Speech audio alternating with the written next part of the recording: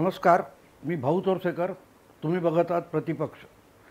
मित्रांनो, आजचा विषय आहे पवारांच्या लेखी कवडीची किंमत किती. मुद्दा तुमच्या लक्षात आला असेल.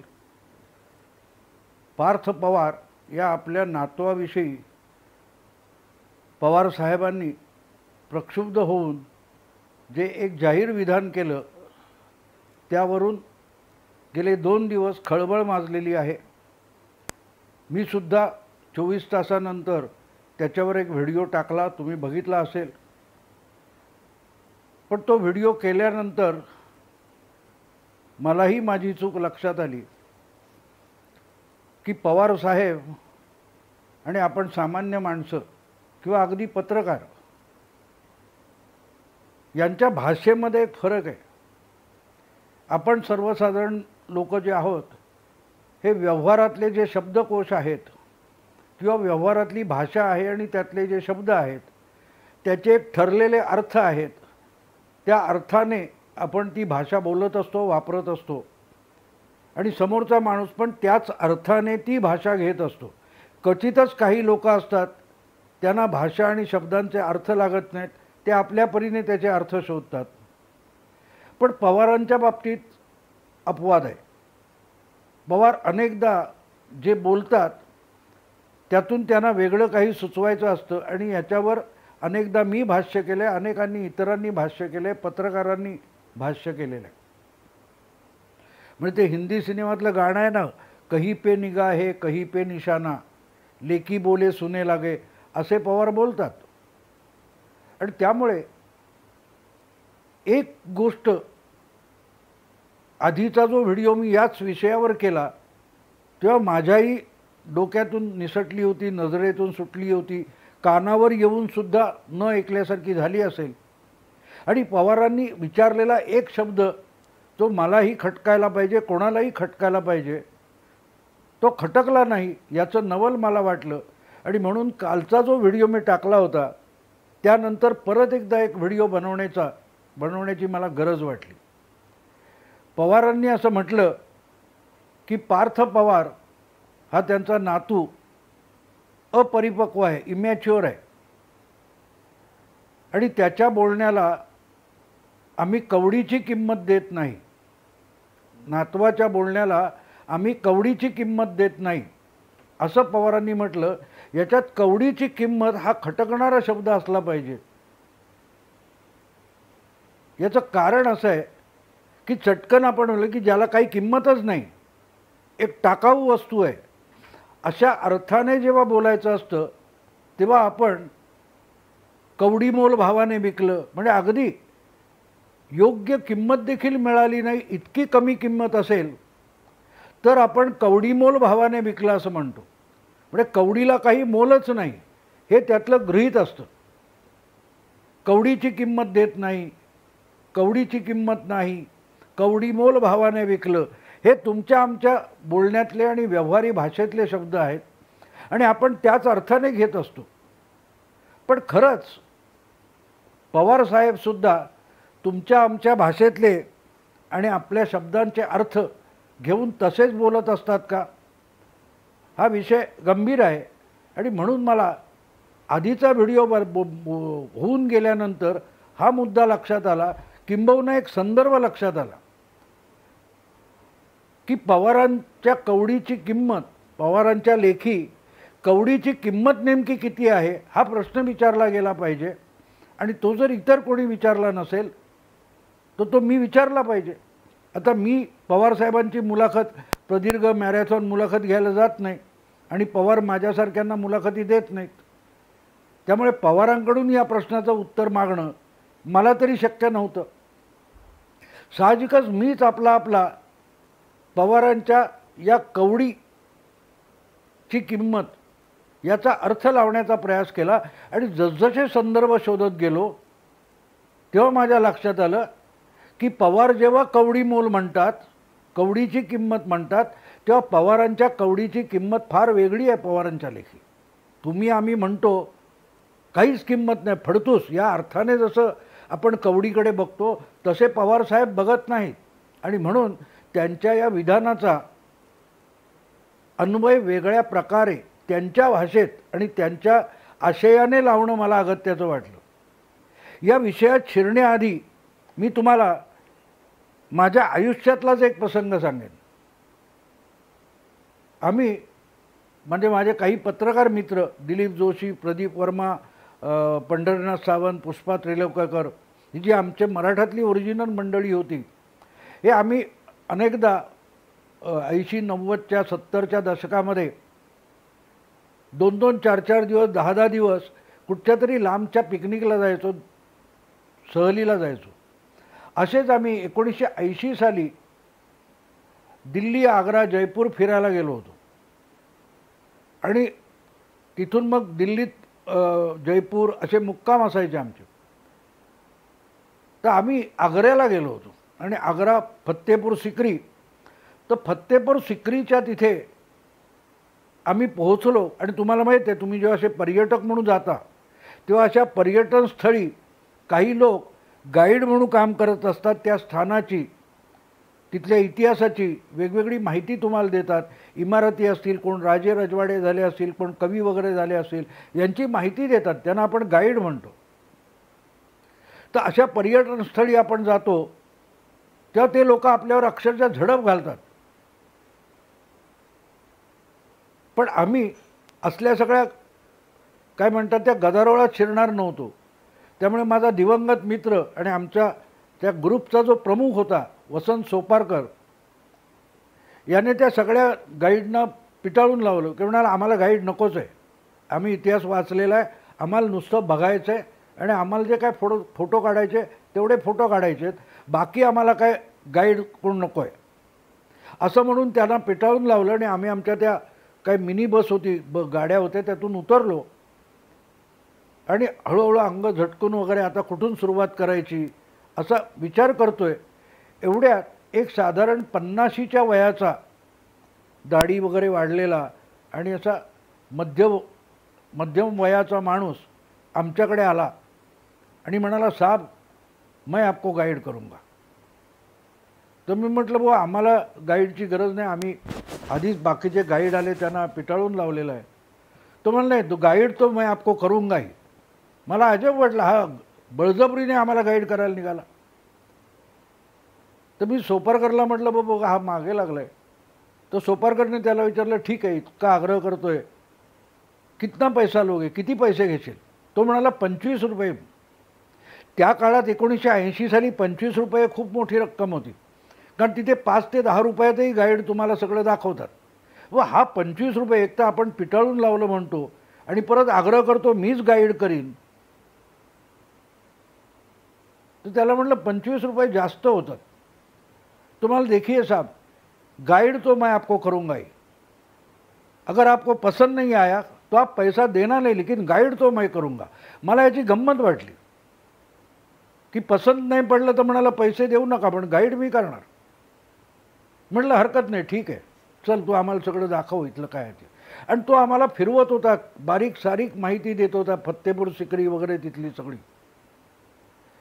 तो त्या इतिहासाची माहिती देताना तो जे अनेक किस्से सांगत होता ते फार मजेशीर होते. तसा आपणही शाळकरी वयापासून असा इतिहास कुठे ना कुठे लेखात वगैरे वाचलेला असतो, पण त्या इतिहासातले तो अनेक बारकावे आम्हाला समजावत होता की तिथे मग ते राजा राणी कुठे बसायचे आणि कसा खाली बुद्धिबळाचा पट मांडल्यासारखी माणसं प्याद्यासारखी हलवली जायची इशाऱ्यावर वगैरे वगैरे सगळं त्याने सांगितलं होतं. पण तो मधून आपला जो नॉर्मल आपल्याला इतिहास माहिती असतो त्यात कशा गल्लती असतात त्या पण सांगत होता. आणि तेव्हा त्याने सांगितलेला एक किस्सा इथे मुद्दाम तुम्हाला अगत्याने मला सांगायचं. तर म्हणाला, इथे तुम्हाला हे गाईड काही दाखवतात, म्हणे अमुक ठिकाणी गेलात की तुम्हाला दाखवतील की इथे खजिना ठेवायची जागा होती. तर म्हणाले, राजे रजवाडे राज्य करणारे इतके मूर्ख असतील का कुठच्या तरी खबदाडीत खजिना ठेवायला वगैरे असं सांगत होता. तर अचानक त्याने कुठून तरी विषय निघाला आणि त्याने आम्हाला एक औरंगजेबाची गोष्ट सांगितली जी आपल्याला माहिती आहे. औरंगजेब हा हिंदुस्थानचा बादशाह, मुघलांचा बादशाह होता, पण तो अतिशय धर्मभीरू होता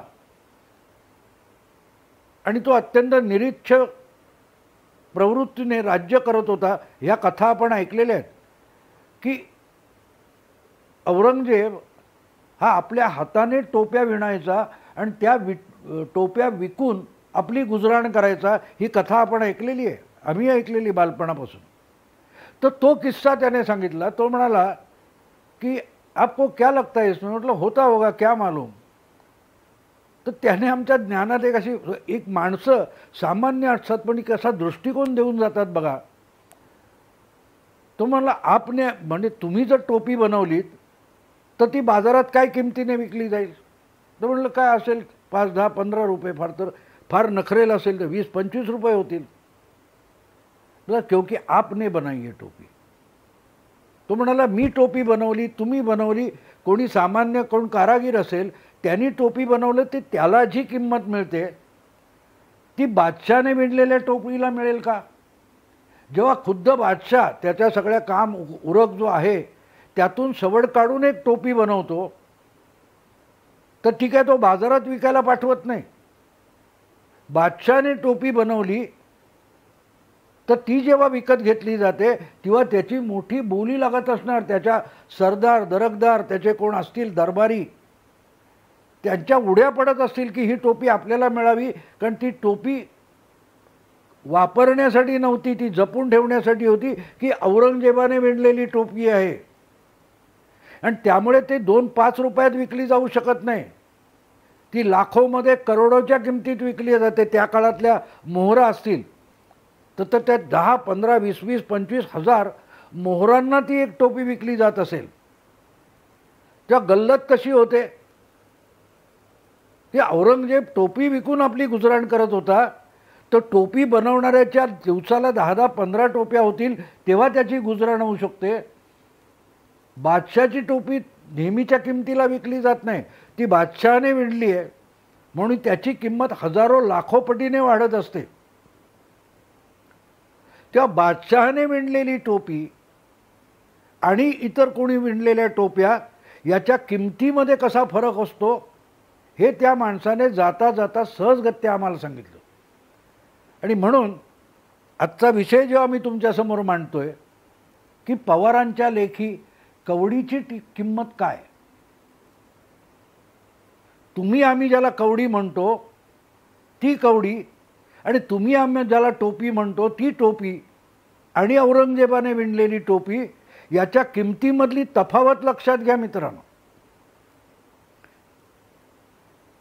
ती जी तफावत आहे तशीच तफावत तुम्ही आम्ही ज्याला कवडीची किंमत म्हणतो आणि पवार साहेब कवडीची किंमत म्हणतात याच्यामध्ये तेवढा मोठा फरक आहे. हजारो लाखो पटीचा फरक पडतो. याचा आपण विचार केला का कधी?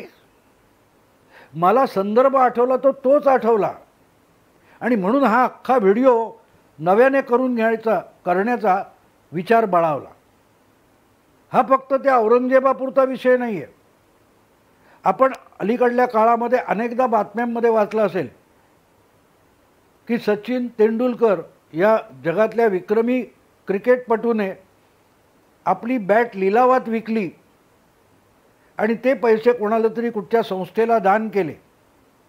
आता मला सांगा, सचिनची बॅट आणि कुठल्या तरी स्पोर्ट्स क्रीडा साहित्य मिळणाऱ्या दुकानातली बॅट याच्यात किती फरक असतो? बॅट विकली, बॅटची किंमत, एवढाच शब्द वापरला तर आपल्या लक्षात येणार नाही. क्रीडा साहित्याच्या दुकानातली बॅट कदाचित 500, 1000, 2000 रुपयापर्यंत मिळत असेल. पण सचिनची बॅट म्हटल्यानंतर ती क्रिकेट खेळायला वापरायची नसते, ती दाखवायला ठेवायची असते. ही सचिनची बॅट, ही इंग्लंड विरुद्ध त्याने डबल सेंचुरी मारली ना तेव्हाची बॅट. ताबडतोब त्या बॅटची किंमत काही लाखांमध्ये होते. हा फरक आहे मित्रांनो, हा फरक आहे. तेव्हा बॅटची किंमत, कवडीची किंमत लक्षात येते तुमच्या मी काय म्हणतो ते? पवार जेव्हा कवडीची किंमत देत नाही म्हणतात तेव्हा पवारांच्या लेखी कवडीची किंमत किती याचा खुलासा कुठेच होत नाही. आणि त्यामुळे पवारांच्या त्या सगळ्या वक्तव्यामध्ये कवडीची किंमत या शब्दाला फार मोठं महत्त्व आहे. फार मोठं महत्त्व आहे. अलीकडच्याच काळातली आणखीन एक बातमी तुम्हाला सांगतो अशी किमतीच्या निमित्ताने. म्हणजे साधारण 4-5-3 वर्षातली गोष्ट असेल, नाही सॉरी 10 वर्ष होत आली आता त्या गोष्टीला. 10 वर्षापूर्वी ममता बॅनर्जी यांनी बंगालमधली डाव्या आघाडीची मक्तेदारी संपुष्टात आणली. तुम्हाला आठवत असेल 35 वर्ष बंगालवर निरंकुश राज्य करणारी डावी आघाडी, त्यांना ममतांच्या तृणमूल काँग्रेसने बंगालच्या विधानसभा निवडणुकीत पराभूत केलं. अगदी मुख्यमंत्री बुद्धदेव भट्टाचार्य सुद्धा पराभूत झाले. काँग्रेसबरोबर आघाडी करून डाव्यांचा पराभव केला तरी ममता बॅनर्जींना एकट्याला बहुमत मिळालेलं होतं त्यांच्या पक्षाला. आणि ते त्यांनी कसं मिळवलं ह्याची कौतुकं त्या काळात चालू होती. आणि त्या काळात एक बातमी आलेली, तुम्ही विसरून गेला असाल, कदाचित तुम्ही वाचलेली नसेल. मी पत्रकार आहे त्यामुळे सगळीकडच्या बातम्या चाळत असतो. तेव्हा वाचलेली एक कौतुकाची बातमी मला आठवते. ममता बॅनर्जी यांनी तृणमूल काँग्रेसच्या प्रचारासाठी निधी उभारताना त्यांनी स्वतः रंगवलेली चित्र लिलावात काढली होती, विकली होती. आणि ती चित्र विकून आलेल्या पैशातून निवडणूक निधी उभारण्यात आला. ही ओझरती बातमी वाचलेली मला आठवते. पण ममता बॅनर्जी या देशात पण, जगात सोडा देशात पण, चित्रकार म्हणून कधी प्रसिद्ध नव्हत्या. त्या कधी हौसेने चित्र रंगवत असतील. पण नावाजलेले जे भारतातले चित्रकार आहेत, ज्यांची चित्र ही प्रचंड किमतीला विकली जातात, त्याच्यात ममता बॅनर्जींची गणना झाल्याचं आपण कधी वाचलेलं नव्हतं. मग ममता एक निवडणुकीत एक पक्ष एवढं प्रचंड बहुमत मिळवतो, तेव्हा त्या निवडणुकीसाठी पक्षाला किती खर्च आला असेल कल्पना करा. काही कोटी रुपये. आणि त्या काही कोटी रुपयामध्ये निदान 2-4 कोटी, 5 कोटी, 10 कोटी, 15 कोटी रुपये तरी या ममता बॅनर्जींनी रंगवलेल्या चित्रातून आलेले होते. आणि एवढे कोटी रुपये ममताजींच्या चित्राला मोजणारे हे कोण मोठे कलाप्रेमी होते याचा शोध त्या बातमीमधून लागला नव्हता. किंबहुना त्या बातमीवर चर्चासुद्धा झाली नव्हती. त्यामुळे माझ्या मनात कायम कुतूहल होतं की ममता बॅनर्जी असले कुठे चित्र काढतात आणि कुठल्या प्रदर्शनात आणि म्युझियममध्ये नेऊन त्या ठेवल्या जातात, किंवा कोण असे महान श्रीमंत आहेत की ममता बॅनर्जींनी काढलेलं चित्र बघा म्हणून घरात जपून मूल्यवान वस्तू म्हणून ठेवतात. असे कोण दिग्गज आहेत जी यांनी काही कोटी रुपयांना ममता बॅनर्जींची चित्र विकत घेतली. ही कुठेतरी माझ्या डोक्यात किडा राहिलेला होता. योगायोग असा की ती निवडणूक त्यांनी जिंकल्यानंतर 5 वर्ष त्यांच्या मुदतीची पूर्ण होत असताना एक मोठा घोटाळा बंगालमध्ये उघडकीस आला. तो घोटाळा तुम्ही ऐकलेला असेल. नारदा, शारदा हे असे जे चिटफंड होते, 4-5 काहीतरी चिटफंड होते. आणि त्याच्यात निम्न, कनिष्ठ, मध्यमवर्गीय जे असतात त्यांनी, जसे आपण आता एक PMC बँक ऐकली किंवा असे जे काही येस बँकेच्या भानगडी ऐकल्या, आपण PMC वगैरे बँकेच्या भानगडी आपण ऐकल्या, येस बँकेच्या वगैरे भानगडी ऐकल्या, किंवा काहीतरी DLF वगैरे, की प्रचंड ठेवी मध्यमवर्गीयांकडून गोळा केल्या आणि त्या बुडीत गेल्या. असाच प्रकार त्या नारदा शारदा चिटफंडात होता. आणि जेव्हा त्याचा तपास सुरू झाला, गवगवा झाला, ओरिसा, आसाम, बंगाल अशा उत्तरेकडच्या, पूर्वेकडच्या राज्यातल्या लाखो लोकांच्या अशा ठेवी गायब करून ती माणसं फरारी झाली होती. आणि तेव्हा जेव्हा त्यांना पकडण्यात आलं तेव्हा उघडकीस झालं त्यातले एक गृहस्थ, चिटफंड चालवणारे, यांनीच ममता दीदींची चित्र विकत घेतली होती. लाखो रुपयांना चित्र विकत घेतली होती. कुठल्या पैशातून घेतली होती? तर हे जे चिटफंडातून घोटाळा केलेले पैसे होते त्यातून ममता बॅनर्जींची चित्र विकत घेतली होती लाखो रुपयांना. त्याचं त्यांनी काय केलं माहीत नाही. जगातले जे मोठे कोण हुसेन किंवा पिकासो सारखे चित्रकार आहेत त्यांची चित्र लाखो कोटी रुपयाला विकली जातात, विकत घेतली जातात. पण ममता बॅनर्जींचं चित्र किंवा चित्र म्हटल्यावर चित्राची किंमत किती याच्यावर ठरत नाही, चित्र काढणारा कोण याला फार महत्त्व असतं. औरंगजेब टोपीला किंमत नसते, टोपी विणली कोणी यानुसार किंमत ठरत असते. बॅटची किंमत, बॅट कोणाची, त्या बॅटने कोण खेळला यानुसार ठरत असते. ती चांगल्या अर्थाने असो वाईट अर्थाने असो. पण नुसती बॅटची किंमत, नुसती टोपीची किंमत, नुसती चित्राची किंमत असा अर्थ घेऊन नाही चालत मित्रांनो. आपल्याला त्याच्याकडे बारकाईने बघायला लागतं. आणखीन एक तसाच किस्सा सांगतो जो UPA 2च्या काळात उघडकीला आला. एअर इंडिया ही भारत सरकारच्या मालकीची विमान वाहतूक कंपनी दीर्घकाळ तोट्यात आहे. जेव्हा CAG कॉम्प्ट्रोलर जनरल काय असतो तो भारत सरकारचे, राज्य सरकारांचे सगळे खर्च आणि जमा तपासत असतो, त्यांच्याकडे एअर इंडियाच्या हिशोब तपासणीचं काम गेलं तेव्हा एक नवा चित्रकार उघडकीला आला होता. एअर इंडियाने आपली कंपनी बुडीत जात असताना सुद्धा श्रीमती अँथनी नावाच्या चित्रकाराकडून लाखो रुपयाची चित्र विकत घेतली होती. आणि त्यामुळे ममतांसारखी एक नवीन चित्रकार महिला भारतीयांसमोर आली. तिचं नाव श्रीमती अँथनी होतं. आता योगायोग असा आहे की त्या चित्रकार श्रीमती अँथनी ज्या आहेत त्यांचे पतिदेव हे UPAच्या काळातले मंत्री होते, केंद्रातले संरक्षण मंत्री होते AK अँथनी. त्यांची पत्नी इतकी महान चित्रकार आहे हे CAGने घोटाळा तपासला म्हणून उघडकीस आलं होतं. त्यामुळे चित्राची किंमत किती हा विषय नसतो मित्रांनो. चित्र कोणी काढलं याला प्राधान्य असतं. त्यामुळे चित्र ममताजींनी काढलं तर त्याला किंमत असते.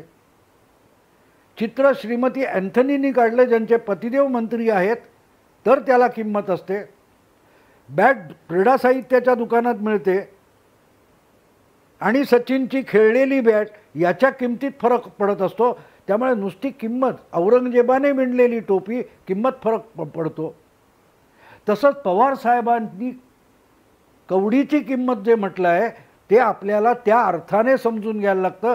आपल्या शब्दकोशातले जे शब्दार्थ आहेत त्यानुसार नाही. पवार साहेबांच्या भाषेतल्या आणि शब्दकोशातल्या आशयानुसार आणि शब्दार्थानुसार पार्थला कवडीची किंमत देत नाही असं पवार म्हणतात. तेव्हा तिथे कवडीची किंमत समजून घेणं भाग पडतं. आणि इथे मग मला आधीच्या व्हिडिओनंतर सापडलेला किंवा आठवलेला संदर्भ फार महत्त्वाचा आहे. चर्चा 2 दिवस झाल्या की तो अपरिपक्व आहे तर त्याला लोकसभेची उमेदवारी राष्ट्रवादी पक्षातर्फे का दिली, तो राजकारण करतोय का, आजोबांच्या काही डावपेचाला शह देतोय का, ह्याची चर्चा भरपूर झाली. पण ज्याला आजोबा कवडीची किंमत देत नाही त्या नातवाची किंमत किती आणि कुवत किती आहे याचा शोध आपण कधी घेतलाय का? नाही. 2019 म्हणजे साधारणतः असं आपण समजू की 1.5 वर्षापूर्वी फेब्रुवारी वगैरेच्या सुमाराला 2019च्या फेब्रुवारीला जेव्हा मावळ मतदारसंघातून राष्ट्रवादी काँग्रेसचे उमेदवार म्हणून पार्थ पवारांनी आपला उमेदवारी अर्ज भरला तेव्हा जे अनेक डॉक्युमेंट्स कागदपत्र सादर करावी लागतात त्याच्यात आपला उत्पन्नाचा सोर्स आणि उत्पन्नाचं विवरण पण द्यायला लागतं. आणि ते इतर उमेदवारांप्रमाणे पार्थ पवारांनी पण दिलेलं होतं. त्या विवरणामध्ये हा पवार साहेबांचा नातू म्हणतो की मी आपल्या आजोबांना 70 लाखाचं कर्ज किंवा पैसे उसने दिलेले आहेत.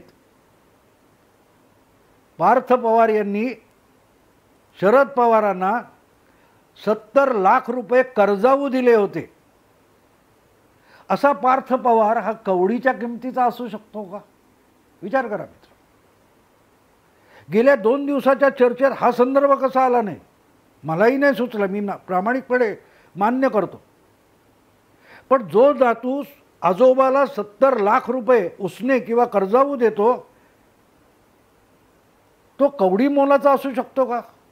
कवडीच्या किमतीचा असू शकतो का? तुम्ही सांगा मित्रांनो. म्हणून मी विचारलं की पवारांच्या लेखी कवडीची किंमत किती? तर तुमच्या आमच्या कवडीला 1-1.5-2 रुपये पण मिळणार नाहीत. पण पवारांच्या कवडीला किती किंमत आहे बघा, की तो 70 लाख रुपये आजोबांना उसने देऊ शकतो. कळतं याचा अर्थ मित्रांनो? इथे आपल्याला एक गोष्ट लक्षात घ्यायला, पार्थ पवारांची आर्थिक क्षमता किती आहे, त्यांची बाजारातली पत किती आहे, हा विषय माझा चर्चेचा नाही आहे. माझ्या लेखी आजोबा अशा नातवाला जेव्हा कवडीची किंमत देत नाहीत, तेव्हा आजोबा ज्या कवड्या गोळा करतात किंवा विकत घेतात, त्या प्रत्येक कवडीची किंमत किती असेल? एक सोपी गोष्ट आहे मित्रांनो, सोपं गणित आहे. याचा अर्थ पवारांच्या लेखी पवार जेव्हा म्हणतात मी कवडीची किंमत देत नाही, याचा अर्थ ती किंमत ही कमीत कमी 70 लाखाच्या खालची असते. पवारांच्या कवडीची किंमत ही 70 लाखाच्या वर असेल तरच त्याला कवडीची किंमत म्हणता येईल. जसं डॉलरची रुपयातली किंमत इतकी असते, चीनच्या येनची किंमत इतकी असते रुपयामध्ये, रुबलची किंमत अमुक एक असते, युरोची किंमत एक ठरलेली असते रुपयामध्ये, तशी पवारांच्या भाषेत कवडी नावाची जी ते काही चलन आहे त्याची किंमत 70 लाखापेक्षा अधिक असते. तेव्हा पवारसाहेब जेव्हा म्हणाले की नातवाच्या बोलण्याला